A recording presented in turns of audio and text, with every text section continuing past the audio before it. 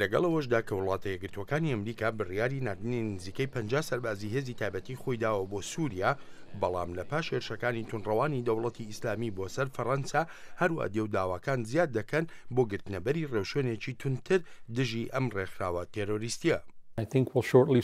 پێم وایە لە ماوەیەکی کەمدا دەرکەوتنێکی زیاتری ڕێبازەکان دەبینین، بە تایبەتیش لە پاش هێرشەکانی پاریسەوە سەنگی خستنەسەرێکی زۆر هەیە لەسەر دەوڵەتی ئیسلامی و ئەو هەڕەشە و مەترسیانی خستوێتە سەر وڵاتان. لێرەدا وڵاتە یەکگرتووەکانی ئەمریکا دەکەوێتە ژێر فشارێکی قورسەوە بۆ بەرەنگاربوونەوەی ئەم ڕەوشە. یەکێک لەو پرسیارانی بەردەوام لەسەر چارەسەرکردنی قەیرانی سووریا دەکرێنەوەیە ئایا هێرشە ئاسمانیەکانی هاوپەیمانانی بەسەرکردایەتی ئەمریکا بەتەنیا بەسن بۆ لەناوبردن یان هەر هیچ نەبێ کەمکردنەوەی کاریگەریەکانی دەوڵەتی ئیسلامی؟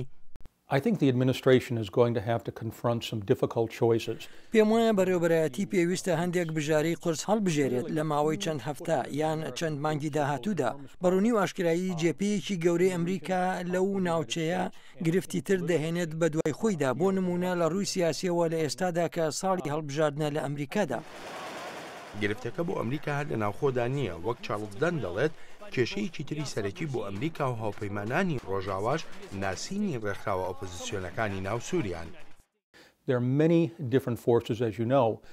ژمارەیەکی زۆری لایەن هەن لە سووریادا لە شەردان، هەندێکیان بوونەتەمایی مشتومڕ لەسەر ئەگەر و نەگەری بەشداریان لە وتی وێژە دیپلۆماتیەکاندا. گرفتی دووەمیش ئەو استراتیژیەتە دیپلۆماسیەیە کە وەزیری دەرەوەی ئەمریکا هەوڵی بۆ دەدات و کۆکردنەوەی ئەم هەموو لایەنە و ڕووسیا و ئێران لەسەر یەک مێزی دانوستان بۆ هێنانە ئارایی ئاگربەست و بێ لەمانەش چۆن دەتواندرێت جموجۆڵەکانی دەوڵەتی ئیسلامی سنووردار بکرێت و ڕێگەش نەدرێت ناوچەی زیاتر لە عێراقیان لە سووریا داگیر بکات.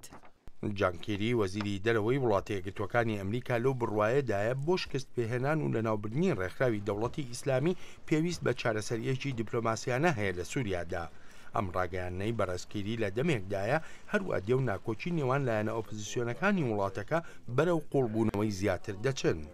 This has been the problem with one of the main problems with US. لە سەرەتای استراتیژیەتی ئەمریکاوە ئەمە یەکێک بووە لە کێشە سەرێکیەکان. ئەمریکا ناتوانێت لایەنەکانی لە شەردان و دەستە و تاقمە سیاسیەکان کە زۆربیان لە دەرەوەی سووریان پێکەوە کۆبکاتەوە تا هاوڕا بن لەسەر استراتیژیەتێکی هاوبەش.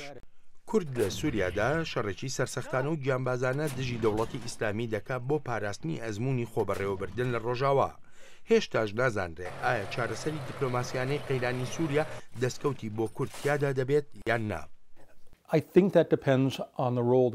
ئەمەش دەکەوێتە سەر ئەو ڕۆڵی کورد لە سووریا دەخوازێت بیگەڕێت. ئەمریکا هەندێک نیگەرانی هەیە بەرامبەر ئەو ڕخنانەی لە یەپەکە دەگیران ئەوانی پەیوەندیان بە تۆمارەکانی مافەکانی مرۆڤەوە هەیە. بێ لەوەش یەک پارچەی خاکی سووریا گرنگە. کورد لە سووریادا دەستکەوتی گەورە و سەرەکیان دەبێت پاش ڕوخاندنی ڕژێمەکەی ئەسەد لەوانە بەرفراوان بوونی خود مختاری کورد و هەروەها ئازاد بوون لە سەرکوتکردنەکانی ڕژێمەکەی بەشار لە دیمەشق.